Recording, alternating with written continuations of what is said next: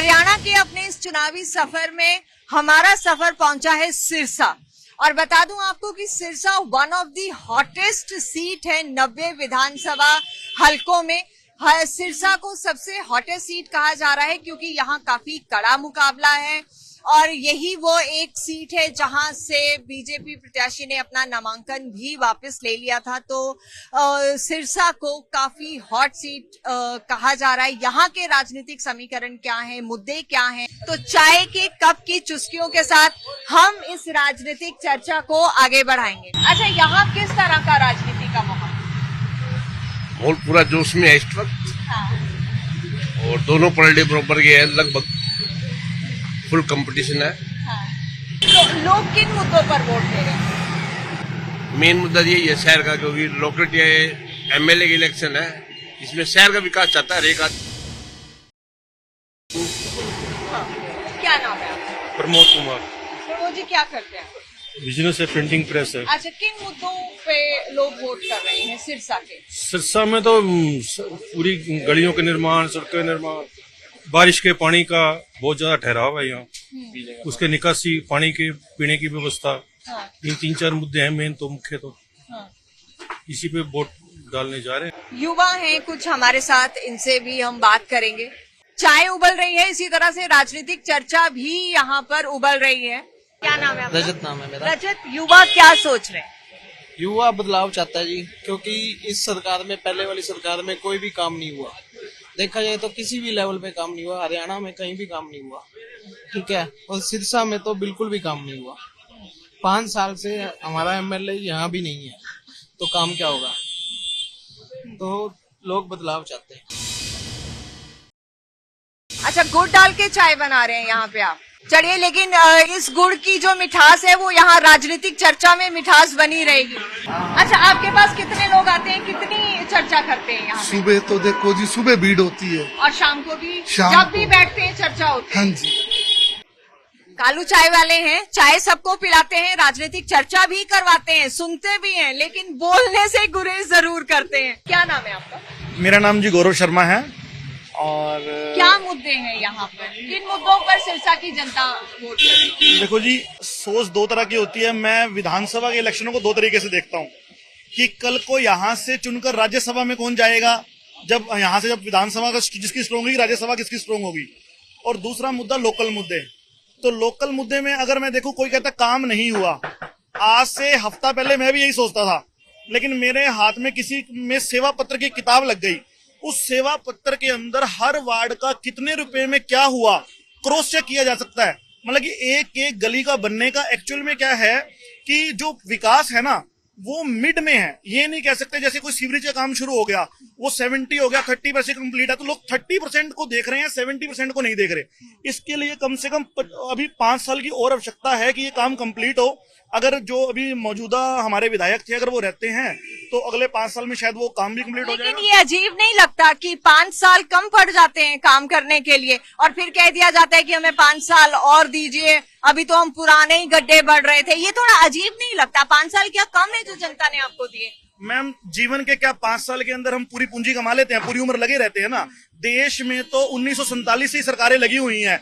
आज विकास, कल विकास, ये तो एक निरंतर चलने वाली शाखा है। चलिए, बेहतर। आपका क्या नाम है? सुनील कुमार। सुनील, क्या सोचते हैं, क्या मुद्दे? मुद्दे बहुत हैं जी। आप अपनी गाड़ी लोगे, आप शहर में अगर आप चक्कर लगाओगे तो आप, लेकिन अभी यहाँ भाई साहब थे, इन्होंने कहा कि विकास निरंतर चलने वाली चीज है, हम 5 साल में आकलन नहीं कर सकते हैं और नशा है।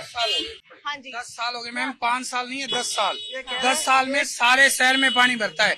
बारिश के टाइम में आप आके देखो, कीर्ति नगर का पहले कह रहे थे भी, मुझे लग रहा था काम नहीं हुआ, हफ्ते में क्या हो गया, अभी इनको लगने लगा। 5 साल तो इनको लग रहा था भी काम नहीं हुआ, 1 हफ्ते में इनको लगने लगा जी काम हो गया। अगर उन्होंने कुछ अपना निकाल के दे दिया इनको मैन्युफैक्चर, तो इनको लगने लगा काम हो गया 1 हफ्ते में। सारी गलियां, सड़कें सब टूटी बड़ी, पानी भरता है। मेरी बात लगे सारी गलियों में, इनका महल बना, काम ही नहीं। एमएलए साहब का महल है, उसके सामने की सड़क देख लो, कच्ची है आज नहीं आई तक। यहाँ 4.5 साल नहीं, एक आदमी कह रहे हैं 4.5 साल एमएलए नहीं आया, तो वहाँ काम क्या होगा? 2 महीने के लिए आते हो। 4.5 साल एमएलए नहीं क्या आया कहना है? शहर के अंदर। हाँ जी मैम, मुद्दे क्या है? मैं अभी पहुंचा हूँ। सवाल क्या है आपका? मुद्दे क्या है? मुद्दे किन कुछ मुद्दों नहीं पर है। वोट कर रही है जनता? जनता तो यहाँ जितना विकास हो रहा है, 2009 में जब गोपाल कांडा जी एमएलए बने, मंत्री बने, उससे पहले यहाँ पर कौन सी जो है मेट्रो चल रही थी? खड्डे भरे गए हैं ना, सारे इलेक्शनों के टाइम भरे गए हैं। ये अपनी गाड़ियों के झटके ना लगे, इस चक्कर में खड्डे भरे गए हैं। ये कोई 10 साल में कोई पहले नहीं खड्डा भरा, किसी ने खड्डा नहीं भरा। उस टाइम कहाँ गई थी सरकार? क्या मुद्दे हैं ये जिनको अपनी लेकर गाड़ियों के झटके हरियाणा ना की लगे, इस जनता- चक्कर में खड्डे भरे गए। बात सिर्फ एक जगह की भी नहीं है। अगर हम ब्रॉडर हरियाणा की भी बात करें तो क्या सोच के हरियाणा की जनता इस बार वोट कर रही है? अब एक बात बताओ, अपने अगर यहाँ पे सिरसा में कोई पेशेंट को कोई प्रॉब्लम आती है तो वो कहाँ जाता है? हिसार जाएगा, दिल्ली जाएगा, क्यों? सिरसा में कुछ है ही नहीं। तो यहाँ हमारा एक नेता है गोकुल, जिसको हम सारे अगर अभी यहाँ से किसी से पूछोगे लोग उसी का नाम लेंगे, उसी का नाम लेंगे, अभी तक तो आम जनता आप भी थे, आप बनकर कहाँ थे? उसी का नाम लेंगे, क्योंकि उसने हमारे मुद्दे उठाए हैं, तो हम उसका साथ देंगे। बात मुद्दों की क्या नाम है? बात करना। अच्छा, कुछ और लोगों से बात करेंगे, लेकिन हम चाय जरूर पियेंगे यहाँ की पहले, उसके बाद कुछ और लोगों से बात करेंगे। माहौल थोड़ा सा गर्म है। इन्होंने गुड़ की चाय बनाई थी, एक बार गुड़ की चाय पी लेते हैं, थोड़ी सी मिठास बढ़ा लेते हैं, उसके बाद इस राजनीतिक चर्चा को हम जारी रखेंगे। रात का समय है आप देखिए, लेकिन उसके बावजूद भी जो राजनीतिक माहौल है सिरसा का, वो काफी उबाल रहा है। लोगों की दिलचस्पी राजनीति में बहुत बहुत बहुत ज्यादा है। मैंने यहाँ सुना है कि राजनीति, पैसा और वोट की कीमत भी यहाँ लगाई जाती है, क्या कहना है? ये सिर्फ सिरसा के अंदर ही है जी, जो वोट अपना बिकता है और कहीं नहीं बिकता। जो सिरसा को यहाँ पर खरीद के इन्होंने बुरा हाल कर दिया सिरसा की राजनीति का। तो ये गोकुल सेठी है जो ना वोट खरीदता, ना दारू बांटता और अपने मुद्दे पे रहता है। अब मैं किसी और पार्टी का नाम नहीं लेना चाहता। मैं चाहती भी नहीं कि आप किसी का नाम लें। हम बिना नाम लिए हम बात कर रहे हैं कि जो वोट खरीदने की बात होती है उसमें कितनी सच्चाई है। मैं भी किसी का नाम नहीं बिल्कुल 100% सच्चाई है। आप जिस दिन वोटिंग होगी, आप बूथ के बाद आगे चेक भी कर सकते हैं, खबर भी कर सकते हैं। अच्छा, मैंने सुना है यहाँ एक वोट की कीमत 10,000, 13,000 तक है। बिल्कुल ऐसा ही होगा इस बार। आगे तो 3-4 हजार होती थी, पर इस बार 10,000 रुपए से कम वोट नहीं बिकेगा। अच्छा, तो लोग जागरूक नहीं है क्या? बिल्कुल, यहाँ तो लोगों को सिर्फ पैसा चाहिए। पता नहीं क्या बात है जी, बिल्कुल पैसा चाहिए। पता नहीं, वो कहते हैं काम तो होना नहीं, इससे अच्छा जो मिलता वही ले लो। तो पैसे लेके वोट दे। उनको पता है जी 5 साल हमारा कोई काम नहीं होना, जो मिलता है राजनेता से ले लो और नक्की। मैंने सुना कि यहाँ पर पैसे की जो राजनीति है वो होती है, वोट बिकने की बातें हो रही है, क्या कहते हैं? बिल्कुल सही बात है आपकी। पहले नहीं था, 2009 से पहले बिल्कुल भी नहीं था। 2009 के बाद पैसों वाली शुरू हो गई। नाम किसी का लूंगा नहीं, लेकिन 3-3 हजार, 5-5 हजार वोट, और इस बार तो 10,000 का भी रेट सुनने में आ रहा है। तो इससे आम इंसान क्या सोचता है फिर इस तरह की राजनीति से? अब आम इंसान को सोचना चाहिए कि पैसे लेकर आप 5 साल निकालोगे, 5,000 या 10,000 के बच्चे 5 साल अपना निकालोगे। सही बंदे को वोट दीजिए ताकि 5 साल अपने एरिया का विकास हो। अपने एरिया के विकास के लिए सोचना चाहिए। अपने शहर के इतनी समस्याएं हैं। आज अगर बारिश आ जाए, इसी दौरान बारिश आ जाए ना, आज पूरा शहर भर जाएगा पानी से। तो ये एक बात जो चर्चा थी यहाँ पर सुनने को मिल रही है, बिना किसी का नाम लिए लोग ये कह रहे हैं कि वोट जो है वो खरीदी भी जाती हैं और शराब का भी बोलबाला है, लेकिन उसके बावजूद जो आम लोग हैं, आम नागरिक हैं, वो ये चाहते हैं कि स्वच्छ राजनीति हो, स्वच्छ वातावरण में राजनीति हो और भाईचारा जो है वो खराब ना हो। क्या नाम है आपका? संजय कुमार है जी। संजय जी क्या करते हैं? प्राइवेट जॉब करते हैं। अच्छा, तो एक आम इंसान क्या सोच रहा है इस राजनीति को? एक आम इंसान यही सोचता है कि जो उसका नेता है वो हमारी बात सुने और यहाँ पर रह के बात सुने। अगर यहाँ पर कोई है ही नहीं तो हम अपनी बात किसको सुनाएंगे, हम अपनी तकलीफ किसको बताएंगे? घर में 10 सदस्य का एक परिवार होता है, उसका एक मुखिया होता है। बाकी जो 9 सदस्य होते हैं वो अपनी तकलीफ किसको सुनाते हैं? अपने मुखिया को सुनाते हैं ना। अब आम जनता कौन है आप में, और एकदम से कोई पार्टी का कार्यकर्ता आ रहा है, ये आप कह रहे हैं, ये आप कह रहे हैं। हाँ, कह रहा था कि अगर जो बाकी 9 सदस्य थे वो मुखिया के पास जाता है कि हमारी ये तकलीफ, वो अपनी उसकी तकलीफ दूर करता है, तो मुखिया का क्या कर्तव्य होता है वो अपने घर में रहे। अच्छा एक चीज बताइए, जो यहाँ पैसे की राजनीति की बातें हो रही हैं, वोट खरीदने कहीं वो हर जगह होती है, उसका कोई वो नहीं है। पैसे की राजनीति होती है, होती रहेगी, वो नहीं मुकेगी। एंड वोट खरीदने के लिए भी पब्लिक को जागरूक होना पड़ेगा, अपने वोट का मतलब समझना पड़ेगा कि उसकी वोट में कितनी पावर है। एक अच्छा नेता लेके आए ताकि उसका विकास हो, उसके शहर का विकास हो। अगर नेता अच्छा होगा तभी हमारा विकास होगा। पैसे ले लिए, पैसे ले लेंगे, उसके बाद मैं मैडम जी पहला तो अग्निवीर में सिलेक्शन हुआ था, इस बीजेपी सरकार की वजह से नहीं गए 4 साल। यदि परमानेंट होती तो पक्का जाता। अब मैंने गाड़ी लेके बलेरो गाड़ी, और वो बिजली घर में लगा रखी, आहरे करवा रखी उनको 2 साल की। ये काम करता हूँ मैडम। अब